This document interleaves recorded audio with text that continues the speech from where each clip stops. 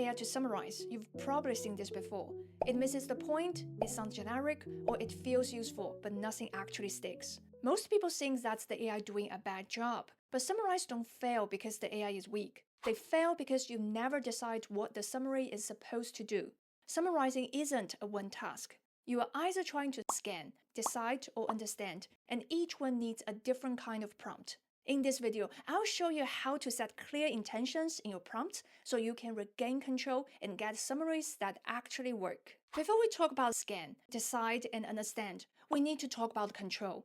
Because when people say AI summaries aren't useful, what they really experience is loss of control. By default, when you ask an AI to summarize, you don't control the outcome. The large language model does. It decides what's important, how ideas are framed, and what gets left out. This is what we call model-driven agency. The model is making decisions for you based on its patterns, not your goal. Most people try to fix this by describing their job in more detail.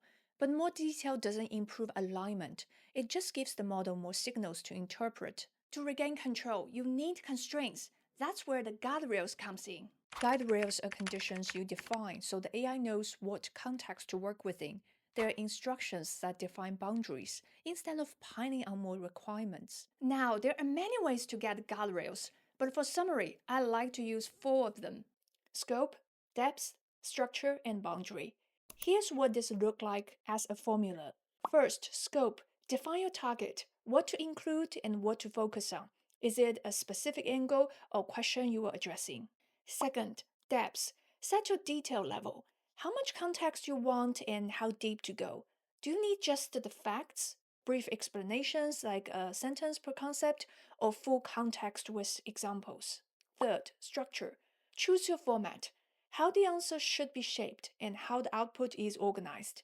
How should the information be arranged to make your use of it easier? And fourth, boundary. Control the lens. What should AI include? And just as importantly, what should it avoid? These 4 guardrails work together as a system. That way, the prompt and the output align much better with your cognitive job. Because a summary task works from existing sources and extracts information toward a defined goal, these guardrails should be set based on 2 things: the complexity of the source and the type of summary you are doing. Now, let's show you how this prompt formula and these 4 guardrails change accordingly to the summary type. Start with the first summary type, scan. When you just want to extract what you need quickly without deep understanding, that's a scan job. To help you see how the guardrails tailored for scan, let's look at the underlying strategy, the how that explains why the guardrails are set this way.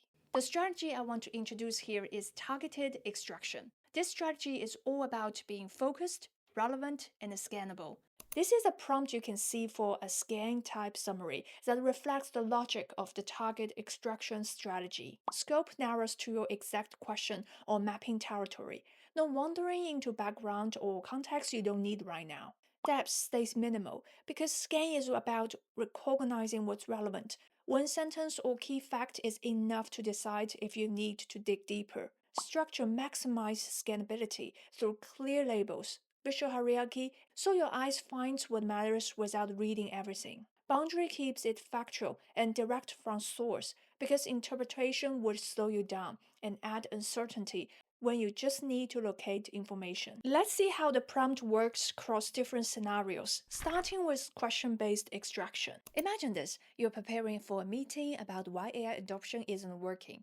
A colleague recommends a report from McKinsey, and you have very little time to check whether the report adds anything helpful. So you go straight to the question you care about most. What are the main barriers preventing companies from reaching AI maturity? Here's the prompt I structured. I'm not going to read it aloud, but let's see how the guardrails are set up. I only want the main barriers to AI maturity, nothing else. To keep the depth minimal, I'm constraining each barrier to a single sentence. That gives me just enough context without slowing me down. A list format works best for this kind of task, especially when each barrier is paired with its solution. That makes the output easy to scan. And I want to keep this factual. No analysis, no interpretation, just what the report actually says. I'm running this in ChatGPT. Let's see what we get. You can see that 10 barriers are identified and clearly laid out. Each barrier is paired with its corresponding solution, and the descriptions are kept to one sentence. The structure is clean with a clear visual hierarchy. This is what a well-configured scan summary looks like. The guardrails work together to give me a focused, relevant answer, so I only need about 30 seconds to grasp the idea. This really helps when dealing with text-heavy information. A well-defined hierarchy guides attention naturally. So less time is spent in figuring out where to look. More time is spent actually taking in the information. Now let's look at orientation-based extraction. This is where you want to map out what's in a document, so it's clear what's worth paying attention to. Now let's see this apply to a real case. Imagine exploring the job market and trying to stay ahead of AI skill demands for 2026. You come across several reports from consulting firms and wonder which skills makes you stand out from the crowd. Since there are multiple sources for this example, the best product to use is Notebook LM, which allows me to work in a closed environment.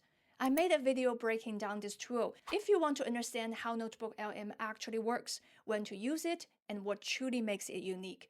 Check that video out, link in the description. For this task, here's the prompt I built. The scope is limited to extracting information related to AI skills and capabilities. The depth stays intentionally light. I want just enough explanation to understand what each skill is about. A list view could work well here, and I'm thinking to group the information by skill type and support it with direct codes as evidence. That makes it easier to build a quick mental overview and spot patterns. And the boundary is very clear. The focus is still on the facts, possibly with cited sources, but no analysis and no predictions yet. Let's look at the answer. You can see the output matches what we asked for by category, such as agent orchestration, AI composition.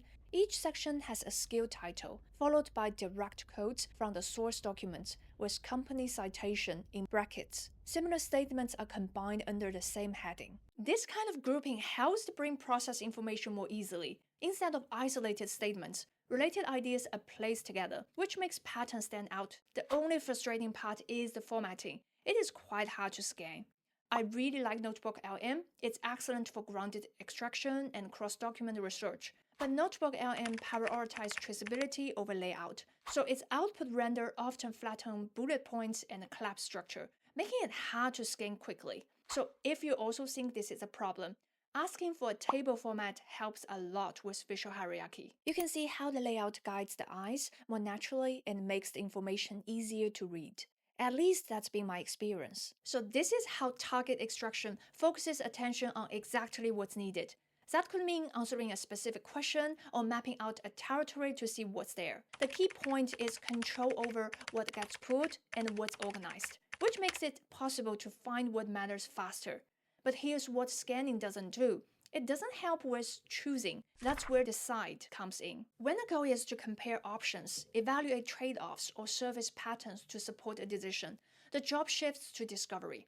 The strategy we'll be using here is called pattern surfacing. It's designed to support comparison, evaluation, and decision-making at the same time. This is the decide summary prompt, tailored specifically to this pattern surfacing strategy. Scope defines your decision context and the specific dimensions that matter for your situation. Depth goes substantial because decisions require understanding implications, not just facts. Structure enables comparison through side-by-side format, organized by your criteria. Boundary demands practical implications and clear reasoning because decisions fail when you have facts without context. Let's say you're interested in AI glasses and want to buy one for everyday life. At this point, you've already done some research and shortlisted 5 options: Ray-Ban Meta, Google Glass, X-Ray Air 2, Virtual One, and Brilliant Labs Frame. Now a decision needs to be made, so you're going to use AI to summarize. This is exactly the kind of situation where the pattern surfacing strategy works well.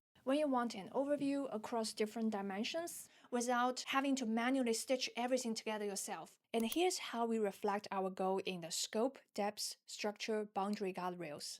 The use case is predefined. It's for everyday use, and there are 5 specific products to compare. The depth needs to be sufficient to understand practical trade-offs, not just raw specifications. So the prompt should clearly state which criteria matter most. The structure is straightforward. A side-by-side table with the same criteria for each option makes the comparison easy. And most importantly, we need AI to present recommendations with clear reasoning so we can see why a particular option fits different priorities. The answer has three sections. The first is a comparison table that organizes all 5 options across the 6 dimensions we defined. The second is a set of scenario-based recommendations, where each priority points clearly to which option makes the most sense. The third is an actionable shortlist with concise decision suggestions. All this makes the comparison immediately actionable, and it works because of what we set up in the prompt. Because we pre-identified 6 specific dimensions, every product is evaluated on the same criteria. Because we choose a table format, patterns becomes visible at a glance. I can scan down a column to compare all products on one dimensions, or cross a row to see a product's full profile. And because we asked for recommendations based on priorities and trade-offs, it clearly explains if you prioritize X, choose Y, and here's the reason. I can also see exactly what I'm compromising on. This answer works because the prompt asks for practical implications as well as facts, and organized everything for direct comparison, forcing AI to surface the patterns I need for judgment. This is what pattern surfacing is doing. It externalizes the comparison using dimensions that actually matter, filtering out the noise. And most importantly, it's action-oriented. Instead of leaving you to synthesize trade-offs on your own, it pushes you toward the next step based on your priorities. That's what makes it decision ready. Now, let's look at the last summary type, understand. Understanding is also a big part of learning, so it really deserves its own deep dive in a separate AI and learning video. For now, I'm going to focus on one well-rounded strategy when you don't have time to go deep, but still need a clear and reliable summary. The strategy we'll be using here is called explanatory synthesis. This is the one where you want to focus on how things connected and why they behave the way they do. The output is meant to explain mechanisms and relationships and help you build a mental model that actually sticks. This is the understand prompt formula with explanatory synthesis in mind. Scope focuses on what's essential to grasp core dynamics. Depth provides explanations plus context because understanding requires seeing why things work this way and how pieces connected. Structure builds progressively or groups by theme because understanding happens when information is ordered to match how mental model form. Let's see how this works in a real-life example. Let's go back to those AI trained sources. The goal now is to understand the dynamic shaping the AI landscape. This is the prompt I'm going to use. To reach the goal, the focus should be on AI trends that show clear growth signals and sectors with real development. More than just facts are needed here. Casual explanation helps because it answers questions like why is the sector growing, what problem is it solving, and what mechanisms are driving it. The structure here, a logical flow, makes it easier to build understanding progressively instead of just reading another list. And solid information with clear evidence helps control how much information shows up in the summary. We ran the prompt in Notebook LM, and this is the answer. The results aligns really well with what we asked for. It identifies 5 high momentum sectors, and each one follows this structure. The sector comes first, then the growth drivers, and then the connections. That sequence helps understanding build progressively. Because we ask for explanations of growth drivers, it's not just trend names. Each sector reveals the mechanism behind its momentum. Take the agentic AI section as an example. By 2026, we're moving from vibe coding, casual experimentation, to objective, validation-driven workflows.